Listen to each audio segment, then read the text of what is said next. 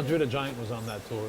Thank God. Who you would have known from his days here. Of course, so he's a friend of ours. He had a restaurant in Montreal. Yes, and he had some property here in Montreal. He was brought to North America by Edouard Carpentier, one of the biggest legends here in Quebec. Yeah. And the fun part for us is he spoke French. Right. So it's like we didn't feel like lost, you know. We had Andre with us, the big giant, 7'4", Yes. 500 pounds. So we're not in too much of bad shape.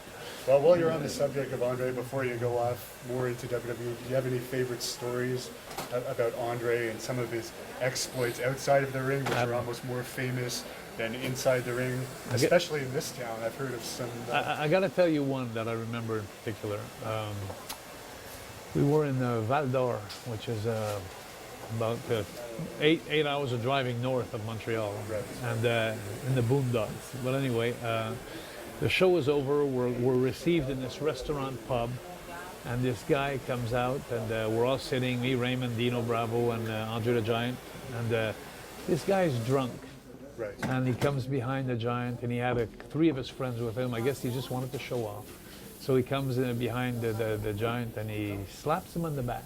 Right. Just a slap, like a friendly slap, but hard enough that we all turned around, like, and Andre just like snap. He got up real slow. The guy started running outside. The 3 of the guys start running outside. They got into a car which is called a Volkswagen. You know the Beatles? You know the Beetle Volkswagen? Andre the Giant took the car with his hands, and he flipped the car over with the 4 guys in the car. That's incredible. He did that in front of Raymond and Dino and me. It's something you'll never see in your life. Yeah. He didn't touch the guy, nothing. He just flipped the car over. The 4 guys were crying, plus some other things they were probably doing in their pants. Yeah. But I'll tell you, I've never seen something like that in real life. Another thing too I see Andre the Giant do one time is he picked up, it's not so impressive, but a car battery with 1 hand. Wow.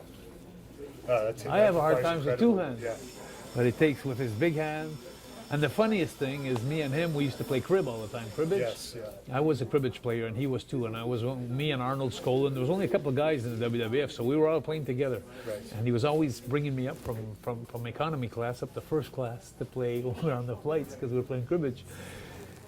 And for him to take the pegs, you know, on a cribbage board, you know, the little pegs that you put in the holes? Right. With his big fingers, it was the funniest thing. Right. You know, they disappear completely. You know, he'd take a peg, but he'd put them in the hole. Right. You know, he was such a good player. He just picked them up, boom. And then when he'd ask for a beer, it was funny. It was like a sip for him, a beer for us. Right. This He guy could drink unheard of amounts and not ever become drunk. And in the morning, we'd get on the flights in the morning, Yeah. and this guy'd sit up and he'd ask for some, you know, little balls of alcohol, vodka or whatever there, you know.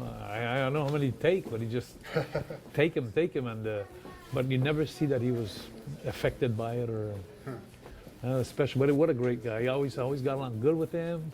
Never had any altercations with him. Did you ever receive a chop from him? No. I guess No, you would have because always been on the same babyface. team. Yeah, we were always babyface. I never worked as a heel against him, so he was always and it's funny, they didn't look like they hurt, but I'm sure they did. The size of the hand and everything in the swing, but everybody liked Andre.